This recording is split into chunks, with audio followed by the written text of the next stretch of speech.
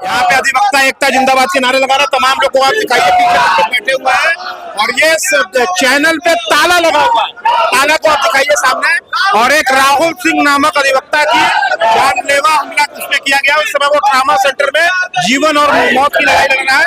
तमाम अधिवक्ता है उनसे हम बात करेंगे और जानेंगे प्रकरण को आखिर क्या है कि राहुल सिंह जी को न्याय नहीं मिल पा रहा। 26 फरवरी को स्थापना दिवस था वाणिज्य कर का। स्थापना दिवस में मैत्री मैच हो रहा था MS स्टेडियम रिंग रोड एढ़े चांदमारी।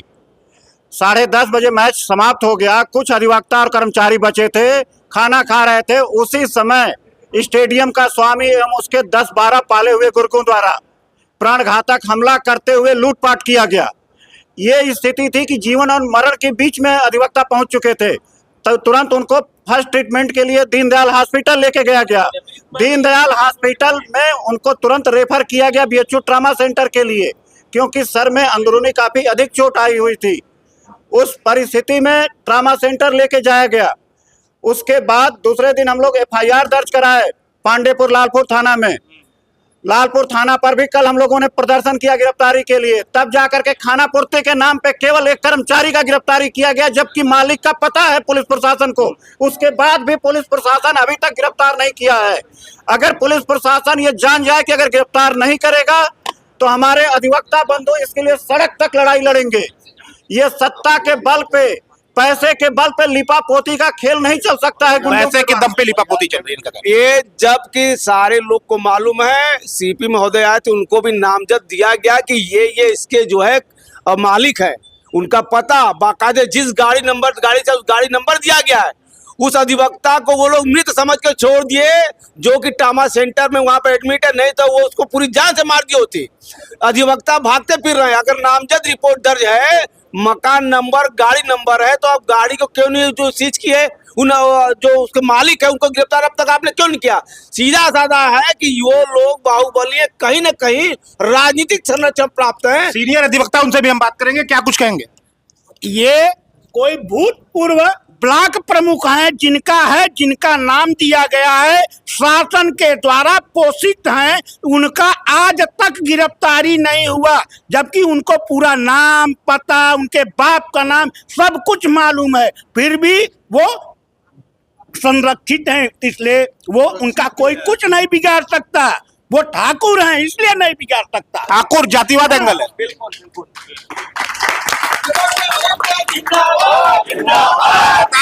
योगी जी पे आरोप लगते रहते हैं।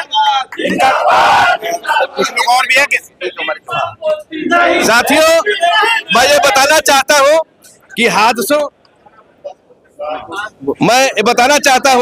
कि हादसों की जद में है तो क्या मुस्कुराना छोड़ दे, और जलों के खौफ से क्या घर बनाना छोड़ दे। अपराधी कितना ही ताकतवर क्यों न हो, लेकिन हमें योगी जी के प्रशासन पे पूरा भरोसा है। वो बुलडोजर चलाने का काम करते हैं, और अगर इस तरह से कोई अपराधी होगा तो हमें इस पूरी उम्मीद है कि उसको बख्शा नहीं जाएगा। धन्यवाद। सीनियर एडवोकेट है, उनसे भी हम जानेंगे। हाँ। आखिर क्यों गिरफ्तारी? यह सरकार की मंशा जो है अधिवक्ताओं के प्रति बिल्कुल नकारात्मक है। निश्चित रूप से वहाँ का संचालक और जो मालिक है वो अपराधी प्रवृत्ति के हैं, और कहीं न कहीं पुलिस और सरकार दोनों उन्हें बचा रही है। ये हमारी मांग तब तक जारी रहेगी जब तक उनकी गिरफ्तारी नहीं हो जाए। ज्ञान प्रकाश दुबे जी भी हैं, क्या कुछ कहेंगे? सबसे पहले तो मैं ये कहना चाहूँगा कि सामान्य से सामान्य घटना हो या गंभीर से गंभीर घटना हो, जो नियम कानून बनाए गए हैं वो उसके लिए सभी लोग एक समान हैं। और यहाँ जैसी स्थिति है उसके आधार पे ऐसा ही लग रहा है कि केवल लिपापोती करके जो है मामले को टाल देना और थोड़े दिन बाद मामले को सामान्य समझ लेना, सिर्फ और सिर्फ इतना है। जबकि जिस प्रकार से वहां हमला किया गया था और जैसी स्थिति वहां की, कहना भाजपा संरक्षण दे रही है कुछ मैं यहाँ भाजपा और सपा किसी की बात नहीं कर रहा हूँ। मैं जो कह रहा हूँ कानून की बात कह रहा हूँ। जिस प्रकार का वहां का सीन था, जिस प्रकार से बड़ी बड़ी घासों पे खून जितने दूर तक पसरा हुआ था, और पीछे की तरफ वार करने के बाद अचेत होकर के जब राहुल गिर जाते हैं तो उसके बाद भी इतनी जोरदार प्रहार किया गया है कि ये हड्डी टूट करके यहाँ धंस जा रहा है।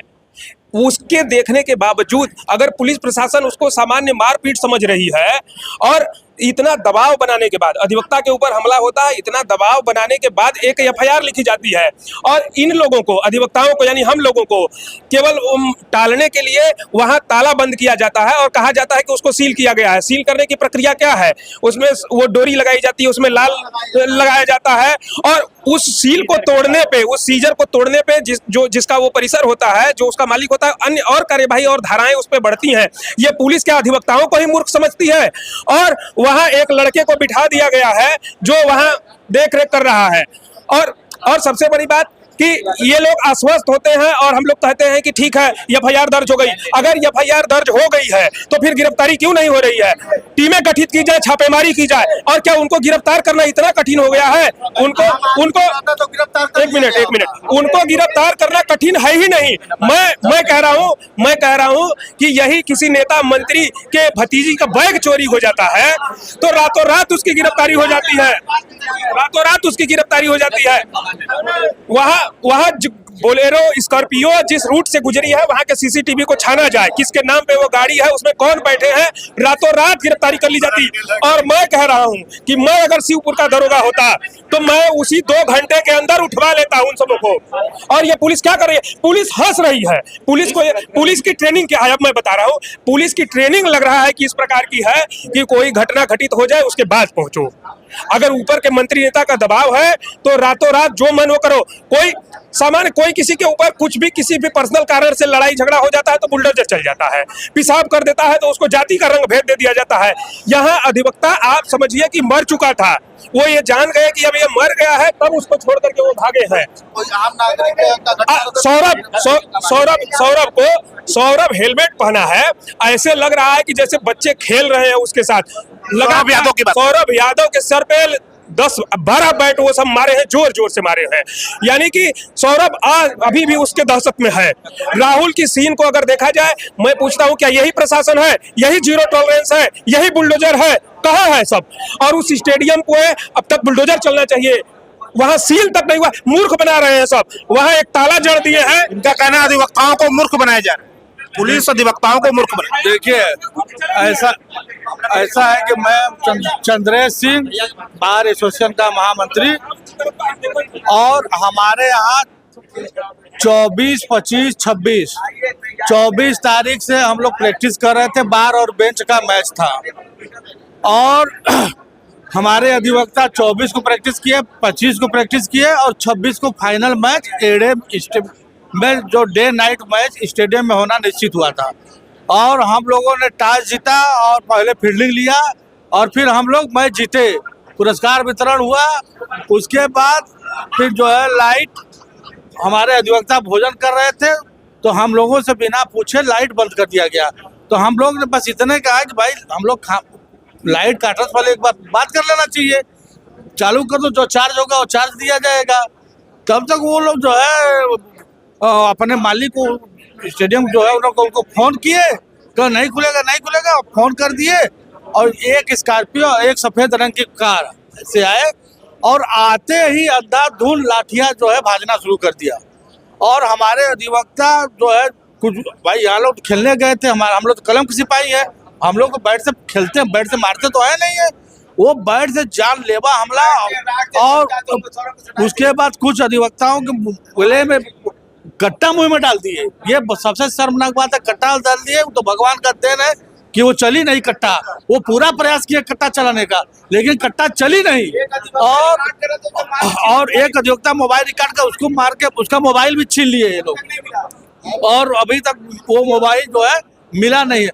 उसके बाद हम लोग दीनदयाल लेके आए अपने दोनों अधिवक्ताओं को, राहुल को, सौरभ को, वहां से रेफर करके हम लोग ट्रामा सेंटर आए। हम लोग रात भर जगे रहे। 26 की रात को 4 बजे, 4:30 बजे से हम लोग वहां से निकले, 5 बजे। फिर सुबह जो है हम लोग वहाँ थाने पर गए। थाने पर बैठ के एफआईआर जल्दी नहीं हो रहा था, हम लोग धरना पर बैठे तो एफआईआर हुआ। एफआईआर के बाद जो है हम लोग जो है स्टेडियम को जो है सीज कराया, लेकिन गिरफ्तारी अभी तक जो उसमें शामिल था अभी तक गिरफ्तारी नहीं हुआ है। तो जबकि नामजद रिपोर्ट है, लेकिन अभी गिरफ्तारी नहीं हुई है। कहाँ रहता है कुछ पता है? अब वो उसी स्टेडियम के अगल बगल रहते हैं, तभी तो 10 मिनट में आ गए। क्या पता फरार चल रहे हो? हैं? फरार चल रहे हैं या वहीं पे हैं? ये फरार चल रहे हैं। फरार चल रहे पुलिस करे दबिश पड़ रही है हमको। कल जो है एसीपी साहब ने जो है हमको 24 घंटे का समय दिया है। 24 घंटे का एसीपी साहब ने हमको समय दिया है और हैं। लोगों का कहना है 3 बजे वो 24 घंटा पूरा हो। हाँ, उसके बाद फिर हम लोग जो है एसपी साहब से बात करेंगे, थानेदार साहब से बात करेंगे और अगर हम लोगों को गिरफ्तारी नहीं बताई जाएगी तो हम लोग का आंदोलन फिर बड़े पैमाने पर किया जाएगा। हम लोग हमारे साथ थे और लगातार यहाँ नारेबाजी हो रही है। धन्यवाद।